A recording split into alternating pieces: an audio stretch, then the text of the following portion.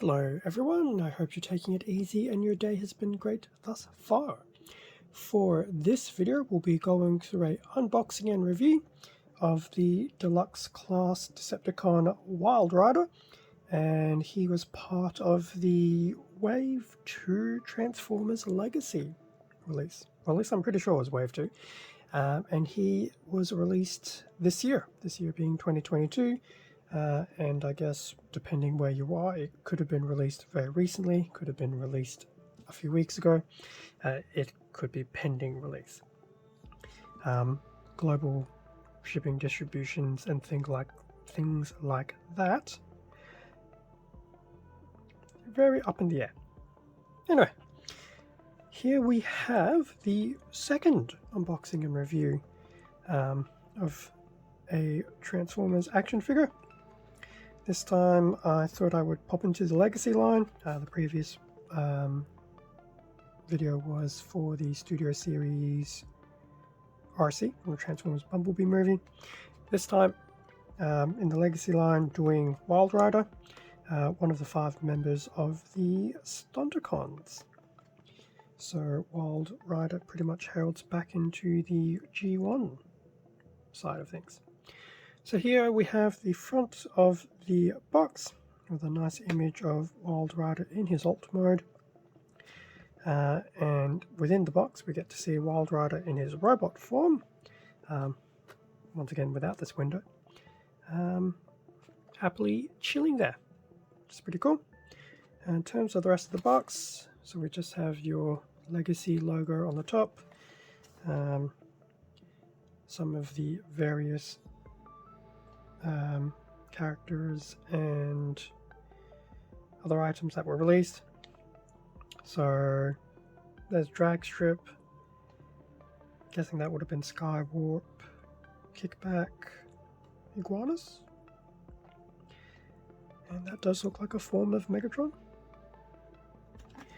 And then on the other side we have just some artwork of Wild Rider in his robot mode. So a bit more of a full top to bottom, and then up here we have a bit more of a close-up. I don't know why they decided to have a little bit of weird geometric shape happening there, but there you go. Now, because I did mention he was part of the Stunticons, Wild Rider is also 2 of 5 of the set to make Menasor. The first one being Dragstrip, which oddly enough was part of Wave 1, but I'm going to get around the time of Wave 2, so or have a video of him in the near future. In terms of the back of the box, so we have Wild Rider in his robot mode, the actual toy, not actual artwork. So the toy of Wild Rider posed with both his weapon accessories, and then in his alt mode with the weapon accessories attached. Now, it's cool that you can attach the weapons in their alt modes. I still think it's weird. But then I guess we can also blame Beast Wars back from the 90s for introducing this concept of weapon storage in alt modes.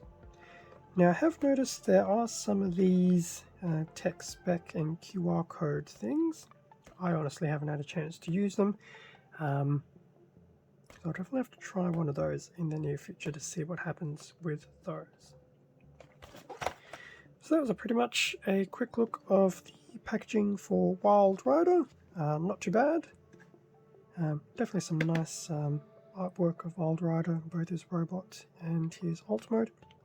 So I will attempt to open this up somehow, and then we can have a better look at Wild Rider, see what he's capable of doing in his robot mode, and then I'll spend some time converting him into his alt mode to have a quick look at that. And with Wild Rider now out of his packaging, so what do we have included? We have a instruction pamphlet booklet for Wild Rider, Wild Rider himself, and his 2 blasters. So what will we do? How about we put Wild Rider to the side over here for a split second. In fact, try and keep him within the camera. So here we have the booklet for Wild Rider, and just your usual concertina booklet. So front image of Wild Rider. So the first part of it, just going through how to equip his weapons, so they can either be done individually or put into a combined mode of some description, and then going through the steps to convert him from his robot mode into his alt mode. So nothing too unusual, a little bit of flipping hands inside into the arms, which is pretty common, folding his head back into his chest, putting his front bonnet together and flipping that over, which is pretty cool. So that's right up to step number 6. And if we go on to the back, going at the top, putting his windshield into his front bonnet, flipping the legs around, doing a few things with the feet and opening up the legs to, I dare say, fold them over, peg them in and things like that. Yeah, it's actually not too bad in terms of a transformation for 13 steps. And that will give you his final alt mode. And in his alt mode he can have the handguns either separate or as one combined item as well. And obviously if you want to switch them back to robot mode, it's just a step of following all those steps in reverse. So that was the instructions for Wild Rider. Quick look at his hand weapons. So predominantly black with a bit of metallic purple, I dare say, added for some color. Pretty cool. In fact, they're probably the exact same weapon. Yeah, they pretty much are. And then I guess if you want to put them together, this basically looks like a twin barrel weapon. In terms of equipping them while he is in his robot mode, they do slot quite nicely into his hand pegs.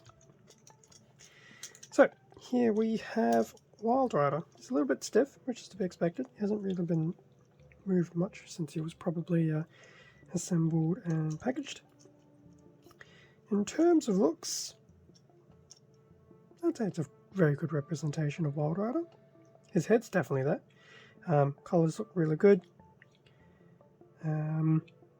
I'd say this is probably a fairly good representation of him. So that's the front of Wild Rider. Side profile, not too bad. I do like how he has this little red side detailing on him as well. The back, however, it's not terrible, but there must be a nice, neat way of tucking all this together. Now, originally when he was packed away in his box, well, in the box container, it was originally like that, so you would have seen him more like that. So that was part of that, which, to be honest, from the front end, does look a little bit clunky. And based on what was in the manual, it does suggest that this bit has been brought down. But I don't know if there's an actual nice, neat way of doing his back kibble, which is unfortunate. Having seen images of Dragstrip, I think Dragstrip definitely spoiled us. I know Dead End has now been recently announced, and I think there was a suggestion Dead End will use parts of the Dragstrip mold, so I'm not sure if that was a lesson learned or something else, so I guess we'll see how that pans out. But nonetheless, it's still not too bad. There's been worse back kibble, and you know, it does still I mean, from the front, it's not as noticeable. It's only really noticeable a bit from the side, which for any car Transformers tends to be there. But from the back, it does look a little bit of a case of I'm trying to tuck myself away, but I'm not sure how I'm supposed to tuck myself away. Other side profile. In terms of standing, now another camera won't show it off very well. He will stand definitely on his own 2 feet without too much issues. So as you can see there with this nice little top-down view. Now in terms of articulation, I guess I'll take these out of the hands now that we know that he can happily hold them. So his head will do a full 360, which is very nice. There will be a bit of movement in these parts here, but I wouldn't exactly say it's inherent to his general articulation and posability. The arm will, I would dare say it will go all the way around. Maybe if I tuck that in briefly. Yep. So if you definitely pull it out a bit, you can get a full spin of the arm at the upper shoulder. When it's not moving everything, there will be this nice movement there. So in terms of moving the arm around, that's actually pretty cool. There will be a elbow bend, which, if that's fully down, will basically only give you up to 90 degrees. So it's not the best elbow. It's not like a Gunpla kit where it can potentially go all the way up and hold itself, but that's okay. But you will still get some movement there. The wrists, they're not a ball joint or anything. They pretty much will just flip back in. So you can get a little bit of wrist articulation in the sense of just how it will transform back into his forearm. So that was that. You can do a full 360 at the waist. And based, once again, looking at the instruction manual, you should be able to do that because it will do a bit of a flip. Now, in terms of the legs, I'll just do that with the arms. You can do a full splits.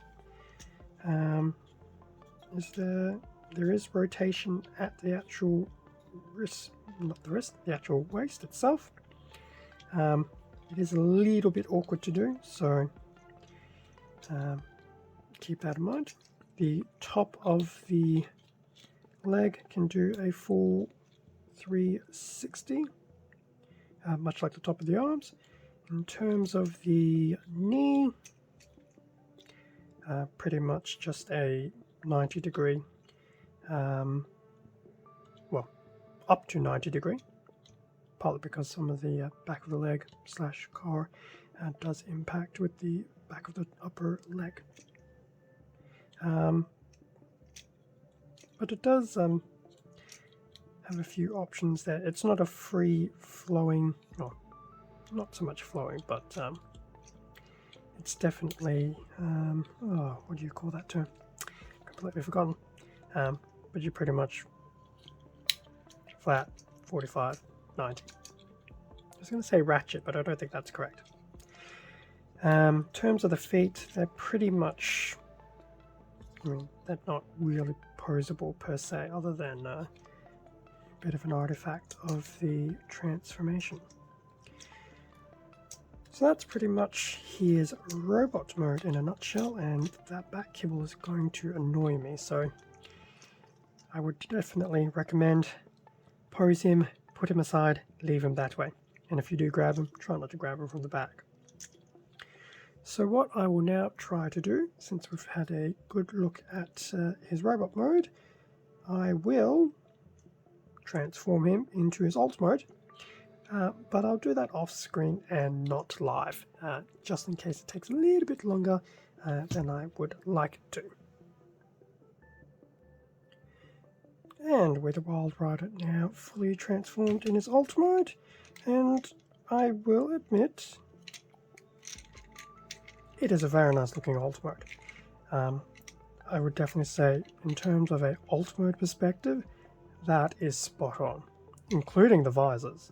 Well, not the visors, the windscreen and the side windows. That is a really nice representation of him. Transformation actually wasn't that bad. Obviously, had a rough idea based on the instruction manual on how to do it. Did I follow it? No.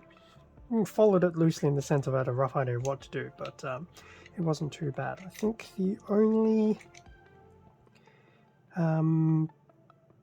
interesting point was just with the legs. Just be careful when you've rotated the legs around, so given that you know that this is actually the back of the legs, as it flips over to form the back of the car again. It's just an interesting place where the actual bend is to flip it over. But once you're familiar with that, it's actually not too bad. I guess one of these days I will have to start trying to do transformations on the video. But anyway, other than that, it actually wasn't too bad. It was actually quite intuitive, especially after going through the manual. So looking at his alt mode, so a bit of a shot from the front, the top, a bit of an angle, side, rear, top from the rear, and importantly, the bottom. Everything does tuck away quite nicely. So here are the feet, which I think could be locked in a bit better. That, or I've actually not done them correctly, and they are actually, I take that back, they are supposed to lock in somewhat. There's actual pegs in there, but they don't peg in very well. Yes, keep that in mind.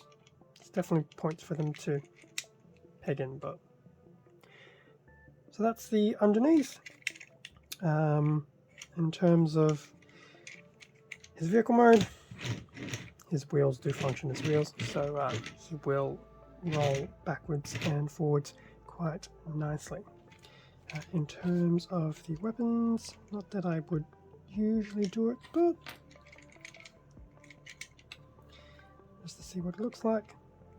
This is what he looks like with his weapons mounted. It's not too bad, but I will admit, for a sports car design, it does look a little weird having two blasters mounted on your rear part of your chassis. But hey, it's nice that they include it.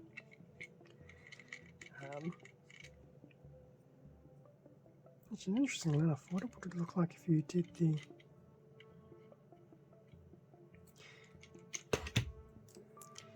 So if we did that, does that mean you basically have to... Oh no, it will still do it. That's if you were to, I guess, put them together as a twin blaster as opposed to two singles. But still, it's actually not too bad. I would definitely prefer it without the blasters on him for a bit more of a realistic look at his alt mode, which I do quite like, and I always have had a soft spot for the Stunticons. Probably not Drag Strip, because he was a bit more of a Formula One. But yes, the Stunticons were a very good 5-man combiner team, and because they were the first Decepticons really to sport ground modes, they did them very well. I'm pretty sure I've got a G1 Wild Rider somewhere in storage, and I think I even have the Wild Rider from the Combiner board somewhere. So one of these days we'll have to pull them all out. Don't hold your breath for that, but we'll see how things go. So, Wild Rider, yes, you can go back there. So overall, I would say very solid deluxe class toy. Transformation was quite solid. Not that I've transformed him back into robot mode, but transforming into his alt mode is really good. His alt mode is definitely fantastic. I really do like it. The robot mode, equally very good looking. Definitely a good off-screen representation of Wild Rider. If I had any critiques with either alt mode or the robot, I'd probably say for the robot mode, his back kibble could be a bit more neater, I guess is probably a good way of putting it. It's not terrible, as I said, I've seen worse, but it's not too bad. And because Drag Strip, as I mentioned earlier, was the first one off the release, probably has set a bit of a standard, so it'll be interesting to see how Dead End comes through, similar to Wild Rider. Motormaster's obviously been released, but I've yet to get him. He's still on the to-do list. In terms of the alt mode, I don't think I could really fault anything. I mean, if I really wanted to be nitpicky, I would say I wish the feet would tab in a bit more nicely into his vehicle mode, but they're on the, it's on his underbelly. It's pretty much a very moot point. Suffice to say, it's been super critical to be concerned about that. Everything else looks fantastic, and to be honest, I'm not sure if I would display him in his alt mode or if I would do him in his robot mode, but I will admit I did get 2 Wild Riders, so I could have actually made the video somewhat easy and had one kept in robot mode and one already in the alt mode. But yeah, I'd definitely say very solid deluxe. Looking forward to when I finally get Drag Strip, as well as the rest of the Stunticons. And yeah, hopefully this combined unboxing review series will pick up a bit more momentum.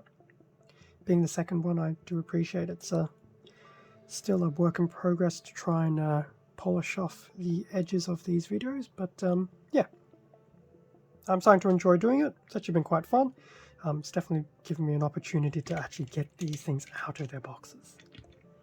Because I think, being able to transform them, play around with them, is actually half the novelty. So, yeah, I'll definitely keep